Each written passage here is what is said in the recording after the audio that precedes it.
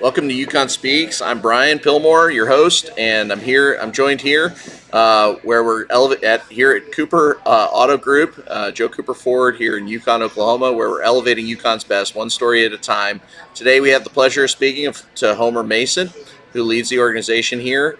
And Homer's at the forefront of delivering great automobiles to our citizens here, and very involved in our community. Um, we appreciate you joining us. Thanks so much for being here, Homer. Appreciate you taking the time out of your schedule. You bet. Thanks for having me, Brian. So tell me, how did you get your start, Homer? Oh gosh.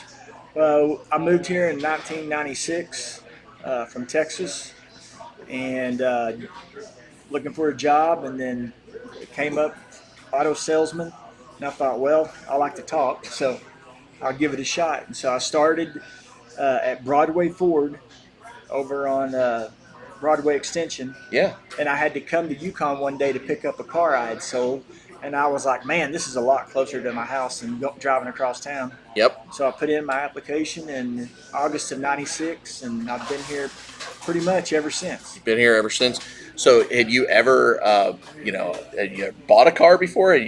What got you? Did you just say, "Hey, automotive is a good place to be," or you just responded to that ad? Well, it was a Ford dealership, and I grew up driving Fords. Oh yeah, And my dad had a Ford, and so I thought, this ought to be a it's a piece of good one. cake. Yeah.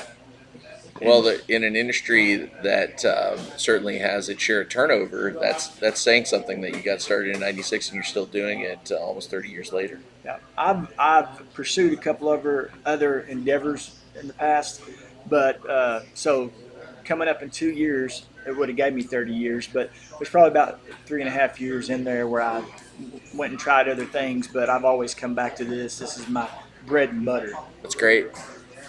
So when you think about what brought you to Yukon and what brought you to Oklahoma, what would you say were the key things that brought you here and kept you here? Well, I would say the people here are great. They're friendly, and there's just so much to do here. I mean, you're centrally located. If you can go to DFW, you can go up to Wichita, Kansas. I mean, there's just a lot of stuff you can do around here, and it's not that long of a drive. Yeah. And this community is fabulous. Oh, it's an outstanding Yeah. community. So Joe Cooper Ford, of course, here at Garth Brooks and 10th Street. Um, but you guys have other brands that you sell as well, and you're able to sell those Yes, across sir. the board. Yes, sir. What are the other brands that you're? We have Lincoln, we have Chevy and Cadillac, we also have Chrysler, Jeep, Dodge, and Ram, and then we also have a BMW store, Mini Cooper store, Yep. and we've got two different used car lots. Every one of our locations sells both new and used, so we can help either way. Anybody? Yeah. Yeah. Well, these trucks here on the floor are just amazing, and certainly have all the bells and whistles. You mentioned that there's been a lot of changes in the industry that you've seen since COVID. What are some of those key changes, both in the industry of what you're selling and the costs associated, but also what buyers want to buy? Well, it's harder to get cars than it used to be. Before COVID, you could call me and say, Homer, I need 4 trucks, and I need them to be as identical as possible. Yep. And I could usually get that and make that happen within a week to 10 days. I could get those vehicles. Now, it's practically impossible to do that because of the limited inventory at all the different dealers. So Ford's really started, and so have the other makes and brands, pushing for individuals to order their units.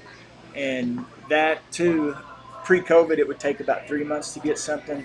Now we tell people it could take 4 to 6 months to get their vehicle. That's unbelievable, right? I mean, Yeah, and when buyers, were accustomed pre-COVID that they wanted to walk onto the floor of a dealership, take a test drive, and buy something, right? yeah, yeah. It definitely changed that perception because you know we used to have 300 new cars on our lot here, Yeah, and now we probably got about 60. that's crazy. Yeah, The inventory is just so tight. I mean, you look at, if somebody wants to get into one of these new Broncos, they got to order it. That's very difficult. So, what are the things that you're most excited about, both in our community and in your business? In the business, I mean, it's slowly picking up and getting better since the COVID thing has kind of died down. Um, you just got to make the best of it, and this way too, we can slow down and help our customers a little bit more and pay more attention to their wants and needs. Hmm. And someone comes in and they get a little excited about a car on the lot, but it may not be really what they want. Yeah, So that this way we can slow them down a little bit and make sure they get what they want and need to do best for them with their daily driving or what they're using it for. that makes sense. And then for the community, I mean, this place is, when we moved here July 7th of 2004, there was nothing across the street over there on south side of 10th Street. Yep. Behind us, we just had the Rib Crib, Target, all those stores. It was open fields. Yeah, there's a lot of green space. Yeah, and it's just amazing how much this has grown. You guys are on the front edge of that. I think businesses that are courageous and go out ahead of where other folks are building. That takes some guts, right? Because you got to trust that people are going to drive over here to get a vehicle when there might not have been as much traffic Yeah. previously. That takes courage as a business leader to do that. So, do you home base out of this location Yes. and then go to some of the other locations? Yes, sir. My office is here at the Yukon Ford store, but then, like I believe I said this a while ago, I can also go to the other stores and I can assist my customers there if they're looking for Great. something. And then also, I can go to that other store, pick up a vehicle, and bring it here because most of my clientele are local. Yep. So that way they don't have to drive across town. I just go get the vehicle and bring it here for them. That makes a it lot more of sense. convenient. Yeah. And you guys also have a significant service shop. Do you oversee that as well? No, I don't. I'm kind of like a Focus. spokesperson for Joe. I'm not Yeah. really over anything. Focus on the sales of the business Yeah. rather than this. Yeah, but I've seen this service business here firsthand, bringing vehicles over here, and it's really a white glove experience. I mean, from the second that you bring your vehicle in here, can you tell, what's been your experience with the service when you've had your customers come in here? It's a pretty good experience. A lot of people have their favorite technicians out there that they deal with when they come in, but they just do a good job. They're real people friendly. Yeah. And you got to be in that position out there because when people come in, it's usually because something's broke. Yep. And when something's broke on your car, you're not in a good mood. Especially when you spend a lot of money and a lot Yeah. of time on your vehicle, you definitely don't want it to be broken. But we've got some great people. Darcy, he's been here forever. I think he was here when the building got built. That's And, amazing. yeah, and we've got a lot of techs that have been here for a long time. So that's what's nice is when you come back, you see a lot of familiar faces, and it makes you feel more comfortable to come back and deal with that. You mentioned earlier that you were, involved in the community and that you've seen the community grow so much. What's your vision here for the community as we move forward in Yukon? What do you see in the next 5 to 10 years? You've seen so much growth around your location here. Oh, it's going to keep growing. I mean, it's crazy. It's like that phrase. It's growing like a weed. I mean, Yeah, if you close your eyes, you open your eyes again. There's a building there. yeah, And over here on 10th Street on the south side, we just opened our new Dodge store there last October. yes, And I mean, it's already filling in. Those used Yeah. to be open fields, and everywhere. I mean, there's just new stuff every day. Something's coming to Yukon, and that just shows how good this community is. People want to move out here to be part of it. yeah. And I think when I think of Yukon in the broader western part of Oklahoma, we're really a gateway to western Oklahoma. Do you find that customers are coming to you from western Oklahoma? Yes, sir. We get a lot of the people from western Oklahoma. We get a lot of people from the Texas Panhandle, That's amazing. and also out of Kansas. Our internet department, they sell cars all over the United States. That's crazy. And what portion of your business is also fleet sales, commercial fleets? We probably do, my business is probably about 50-50 Oh my goodness. because I've been here so long. So Yeah. What's the key to when you think about your fleet customer? What's a typical fleet customer? What's really critical to managing a fleet of vehicles That for make one of it- your customers? Making sure they do get the right vehicle because some places they'll go look for a truck and the salesman may not know what they're talking about, and they need a truck that'll tow X amount of weight, and the salesman is just trying to get them in a vehicle and make a sale. Here we ask all the questions and get all the information so we know what they're going to be doing with the vehicle. Yeah. So that doesn't happen, because you don't want to send them out and then in 2 weeks they come back because their axles broke because they were carrying too much weight. Yeah. Because that makes you look bad. It makes Joe Cooper look bad. And Yeah. Bad experience for their business too, because it probably interrupts. It's not just interrupting me from running to get my groceries at the store, but it's interrupting an earning your livelihood, in your business. Wow. And okay.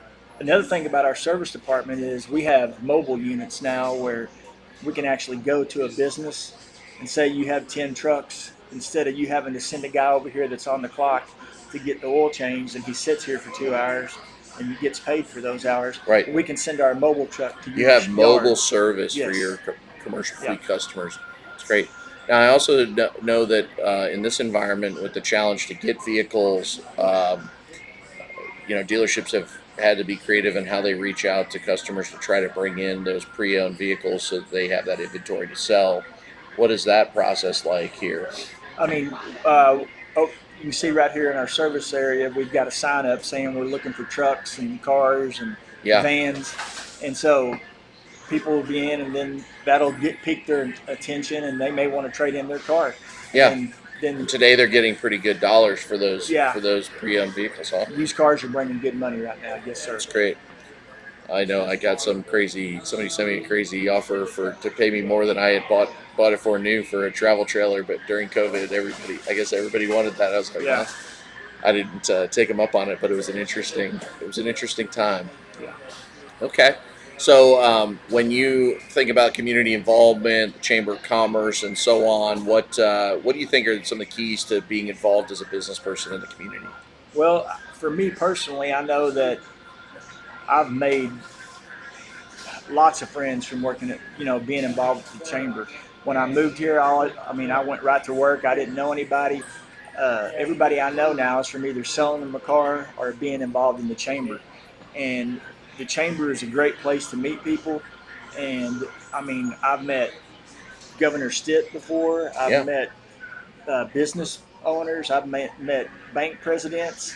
And then you meet just a lowly car salesman like myself, just an average Joe. So it's great because everybody comes in and they're friendly, and you interact and mingle, and it's just a great way to meet people and get involved. There's lots of ways you can volunteer and be in different groups. Definitely. So It's fun. Well, if people want to get in touch with you, Homer, and obviously come check out some of these amazing vehicles we have even right behind us, what's the best way for them to get in touch, whether that's website or email or social media and so on? Well, we do have. I'm on Facebook, Homer T. Mason. My email is homerT@cooperautogroup.com, and my cell phone is 405-520-5252. And if you have any questions or need any advice on getting a vehicle, even if it's not from us, I'd be glad to help you any way I can. Absolutely. Well, I think, Homer, the key to buying a vehicle, I think, is doing it with somebody you trust. And obviously, Joe Cooper right here in Yukon is a great place to get that done. And I really appreciate your involvement in the community and engagement with the Chamber in particular, and getting involved there, I think, is a great way to serve and give back to your community. Thanks so much for joining us today, You bet. Homer. Thank you, sir.